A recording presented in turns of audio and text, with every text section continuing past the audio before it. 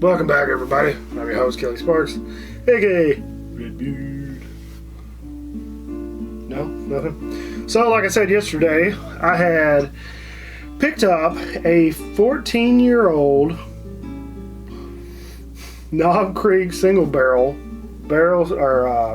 select barrel pick. Now this one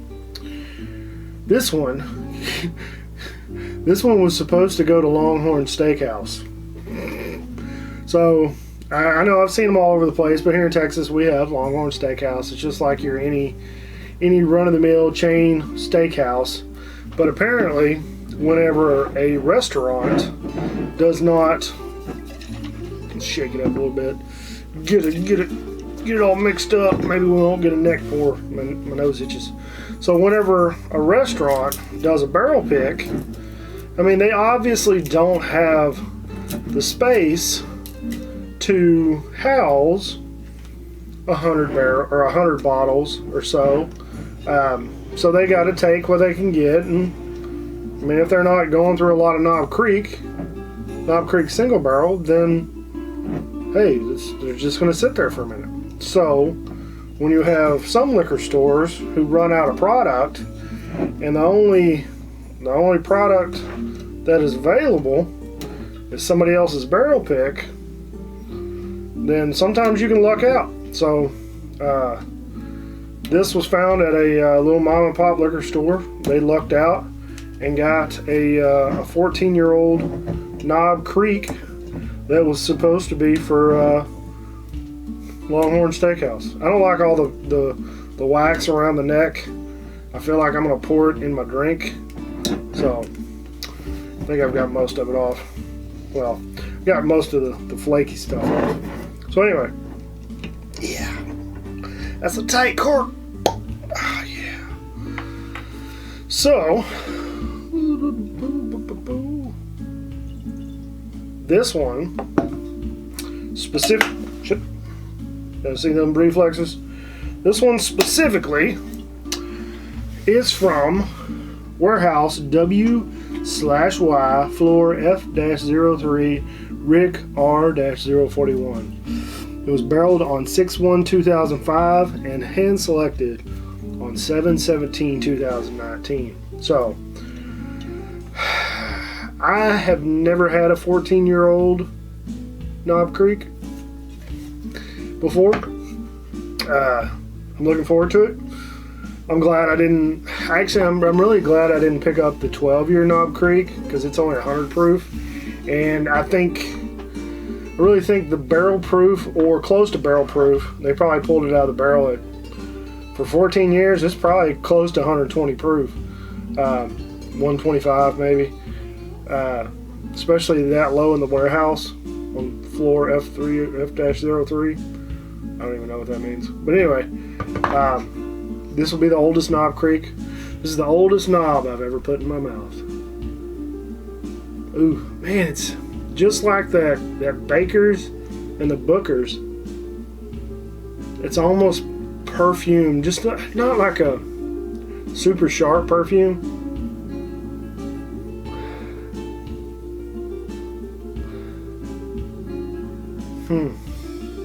It smells delicious.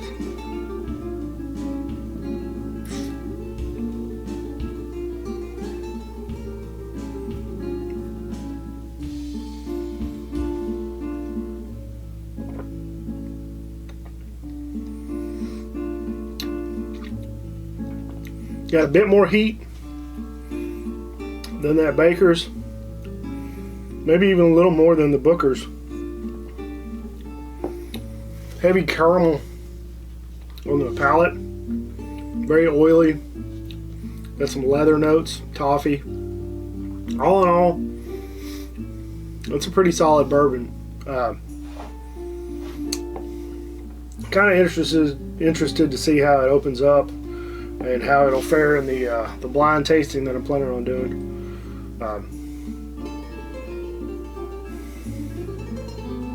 Yeah, it's completely different than like the Elijah Craig barrel proof. It's just a completely different animal.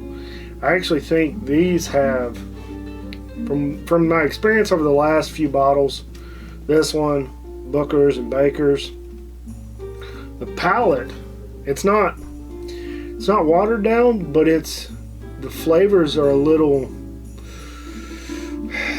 they're more tame, I guess.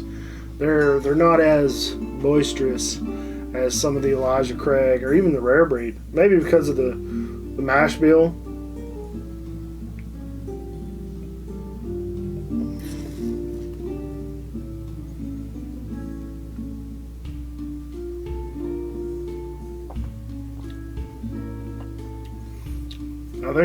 I believe this is the low rye mash bill, like the Basil Hayden's bourbon is the high rye mash bill, and you definitely get a lot of just heavy toffee, some chocolate, caramel, touch of leather in there.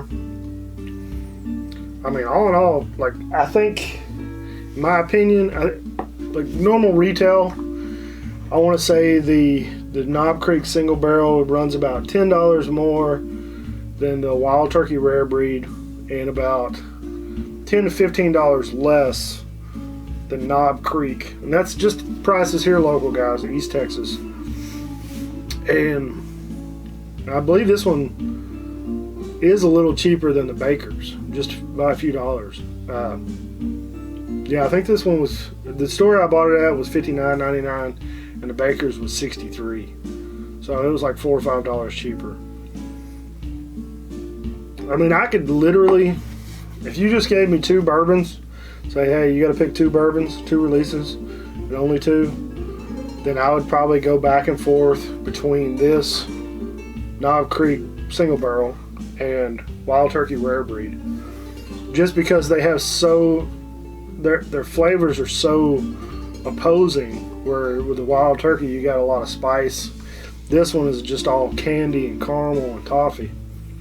I mean, you still got the heat, but that's pretty much from the alcohol. Yeah.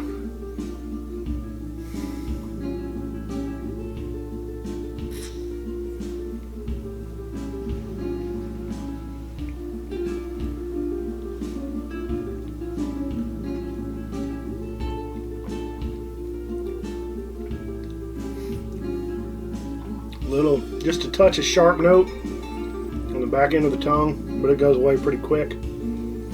All in all, just as this video posts, if I had to pick one, just sitting right here, not doing a blind tasting, I think I'd pick the Knob Creek over the Baker's and the Booker's. And what I feel like in recent months, I've preferred the Knob Creek single barrel to Booker's. So I'm pretty sure I had that 11-year-old Knob Creek a couple months ago, and it was pretty delicious. And I had another single barrel prior to that, and it was from the old labeling, and it was really good. And I was on a Knob Creek kick for a little bit there. Just really enjoyed it. And I mean, 120 proof, it's a solid buy. Especially if you can get like a good age statement on it, that's pretty cool. So, when it's good bourbon, that's all it is. But yeah, I think that's it. It's a little hot in the back of the throat right now. Yeah, it's pretty good stuff. All right, we're gonna see which one tastes the best in a blind.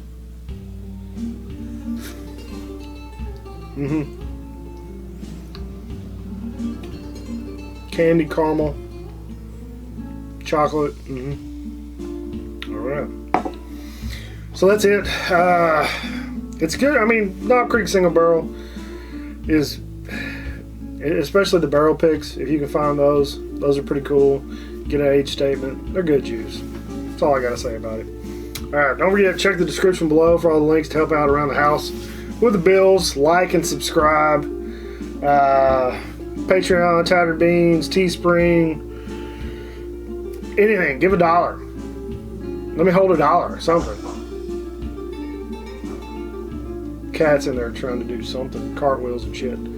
Alright, don't forget, check out the Bearded Idiots. Like always, drink some whiskey, share with your friends and family. Be safe, don't drink and drive, take care of yourself, and we'll see you next time.